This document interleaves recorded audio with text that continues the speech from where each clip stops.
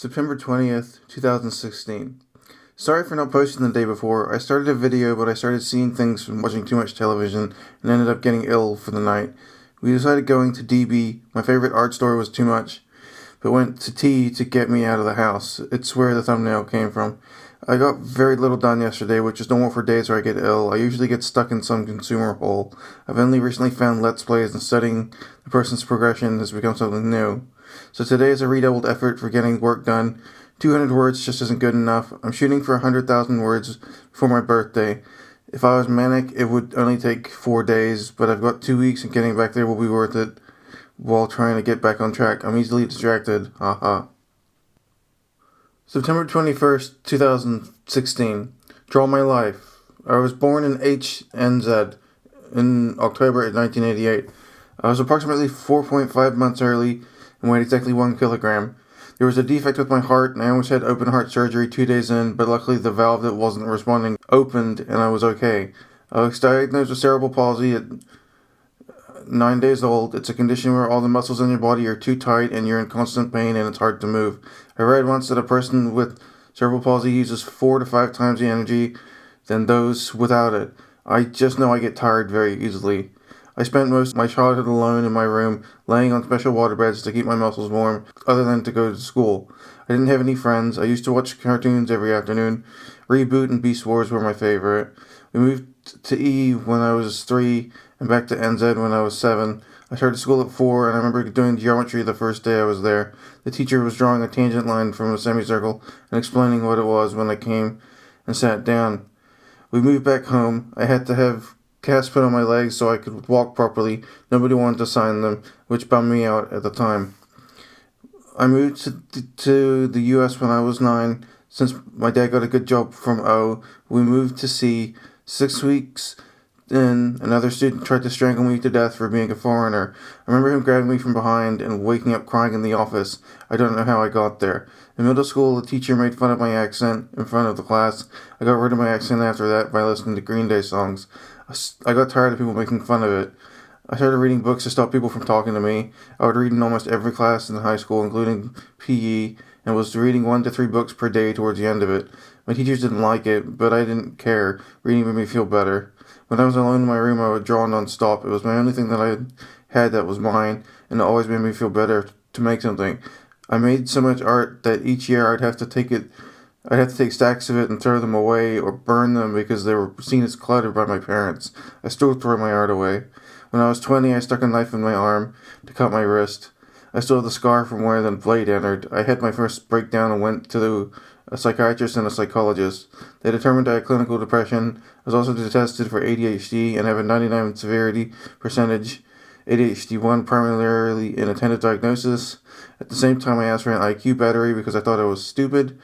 I got a perfect score on inherent mathematical ability and learned that I wasn't an idiot. The score got me into Mensa, but that doesn't really mean much to me. My father was a very hard-working man and made a good living from what he did. He also did a lot for the local community and his men's group. He was also a very angry and violent man. He used to enjoy hurting me to make him laugh. It became a game of how hard I would flinch when he dug his finger into my body.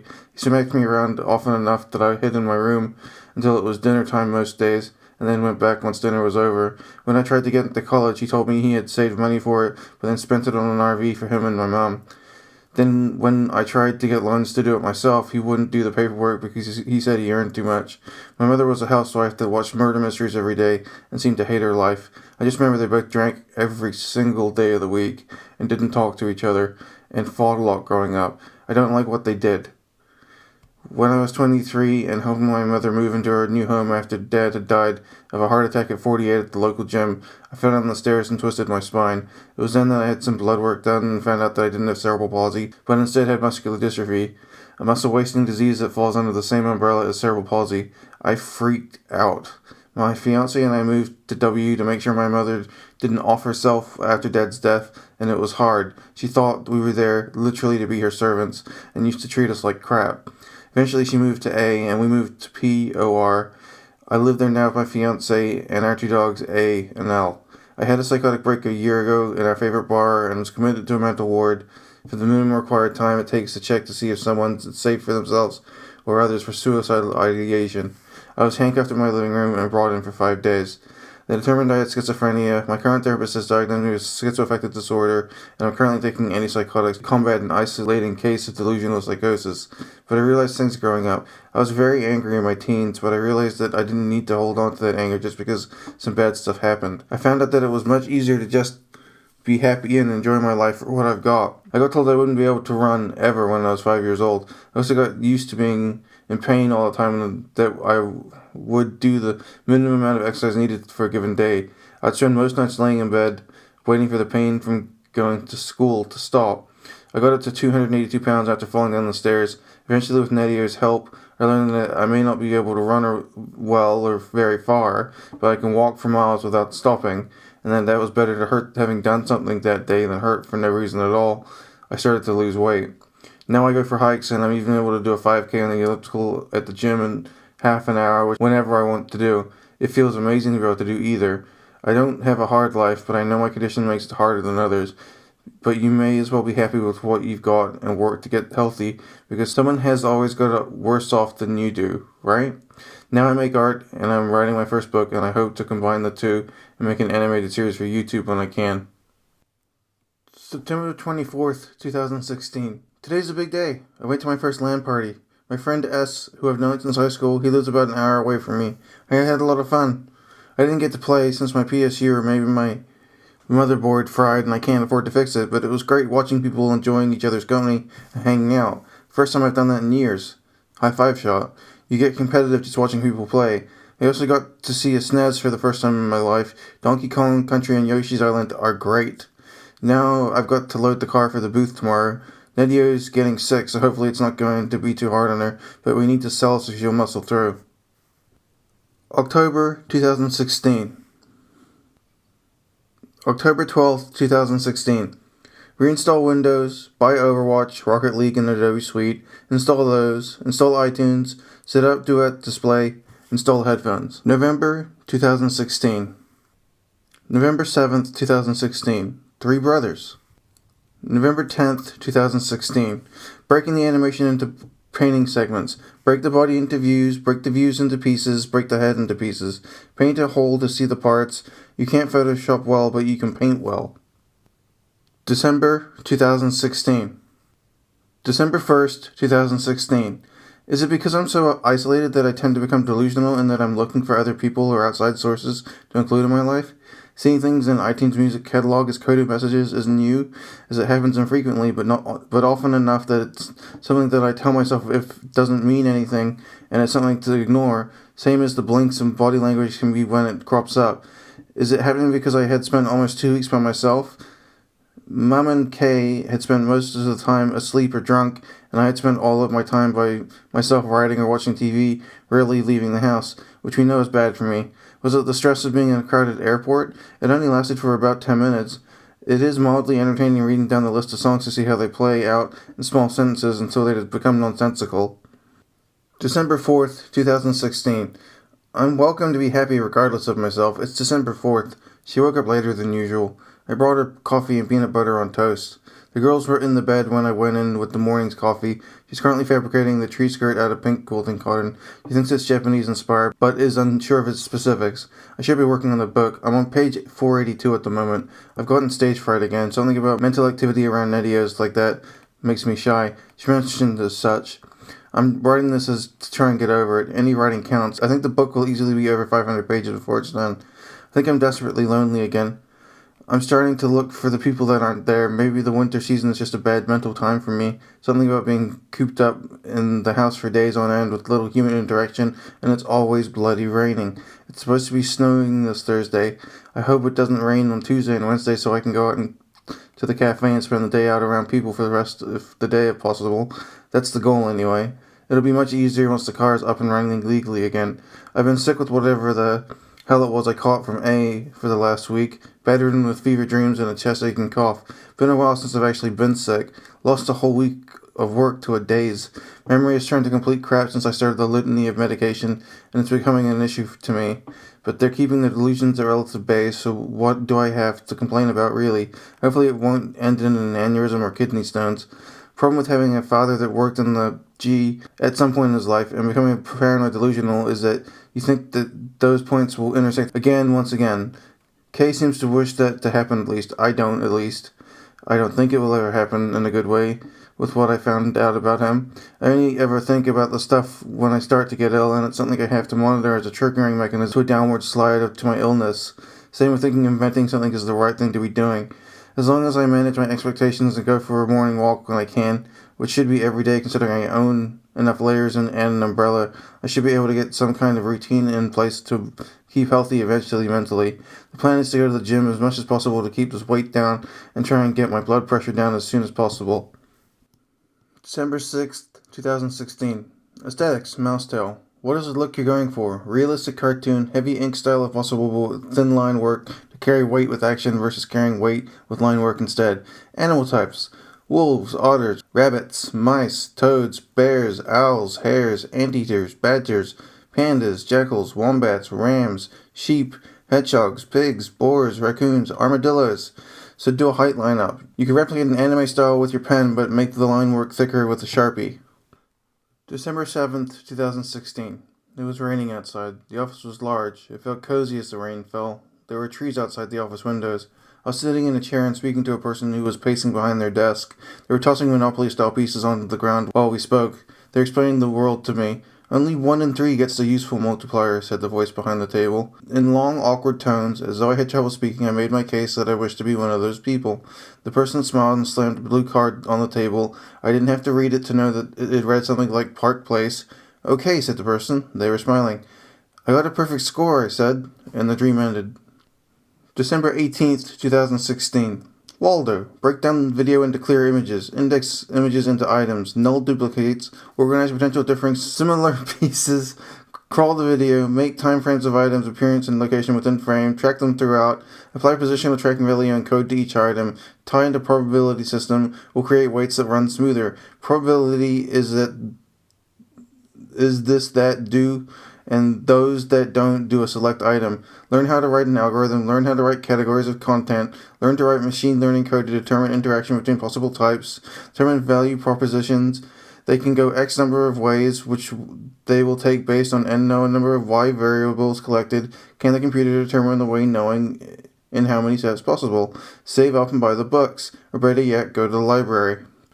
December 20th, 2016. Animatics. It'll be faster to draw the animatics on post-it notes and place them on the wall, number them in scene order, draw out the action with hour of intent of action's direction. December 20th, 2016. You're suffering from paranoid delusions again. These people have nothing to do with you. That's just how it is, Jay. They're not connected to some plot connected to you. That is the truth. That is what you're working on. You getting better is getting through that fact so that you can be around others without feeling the inherent need to feel that way. So ignore their conversation. Focus on your work, get back to it, and you'll be better off. Those old folks have nothing to do with you either. They're just regulars at the cafe just like you. They're not signaling to you. You have to remember to get the phone line sorted sometime next week if you can. This is not about you, you silly narcissist. You get the unfortunate side effects of paranoid delusions in that you feel that you're being watched from someone and that it'll probably never go away. Opt out, because there is no opting out of a permanent mental illness. Use it as a theme for the next book. There is no such thing as a legacy hire in regards to whatever convoluted design your schizophrenic mind connects dots to. Sorry, but those people were not talking about you. December 27th, 2016. I'm seeing patterns in the music listings in iTunes. I'm using the iPad too much. There's no one there to see you, Jay. You're not some part of conspiracy. The brain you have is defect. Make believes S like that and trips you up. You've been prone to paranoia the last few weeks, and you've even started drawing designs for random inventions again. All signs you're not well again. Go for a walk and get some fresh air. Get the blood pressure down. Turn off the iPad and get out of the house for a bit.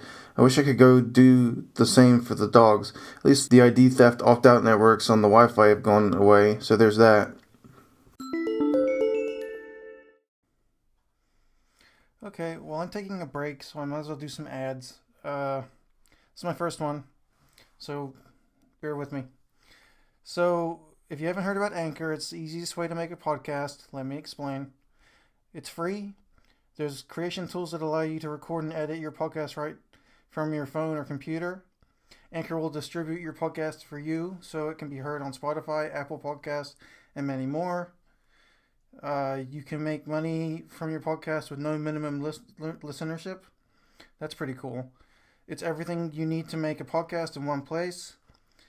And all you have to do is download the free Anchor app or go to anchor.fm to get started.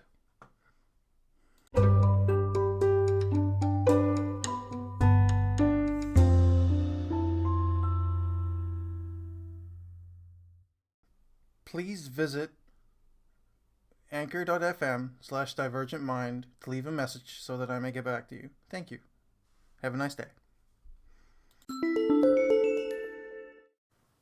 So Anchor is asking me to ask you to support me financially.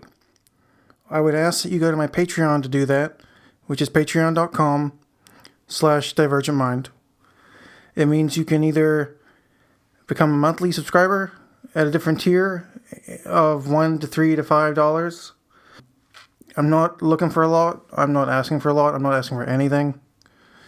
This is going to go to the end of my podcast. I don't like it when podcasts straight up ask you for money when I'm doing okay. Well, I'm not doing okay. I'm surviving now to the point that I can make this. I would love to be able to make improvements to this by, say, getting... So basically, I'm running off an iPad, and I would like to improve it by getting different things that would make it better. Maybe some headphones that monitor output, or a better mic, though the mic I got was from JWife, so I might not even use the better mic. You know what I mean? It's all about whatever I need at the time, but really it's just to get healthy again, because I'm currently over 300 pounds and I don't want to die that young. I would really like to be able to afford some vegetables so I can go back to my vegetarian diet, because being this big sucks. And I'm happy to sit in a chair all day, but I really got to walk my butt off, literally. So that's what the money would be for. It would be for healthy food, because I can't afford it. I can afford ramen and pasta and rice and beans, but I can't live on carbs, because that's how you get this big on antipsychotics. Junk food and carbs, which is just cheap and plentiful around me. So I would like to leave my house and just lose some weight. And to do that, I would like to go to the store and buy some vegetables, please. But you don't have to do anything. I'm not asking you to. I'm not begging. I'll figure it out on my own. Much pleasure, Jay.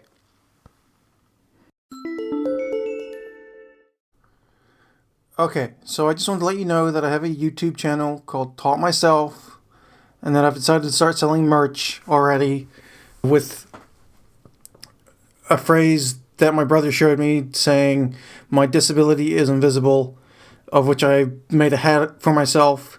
So I decided to make hats, shirts, hoodies, for both men and women on Spreadshirt.com. All you have to do is search for "My disability is invisible." It's in green, and that's mine. You'll know it's me because when you click the sale icon, the same little Divergent Mind icon comes up.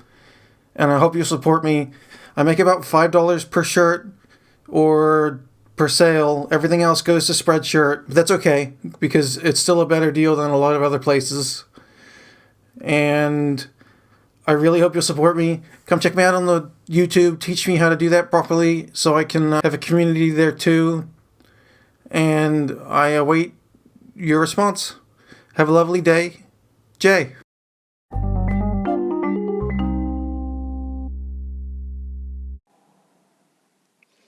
Hey people, take a listen to the Divergent Mind podcast.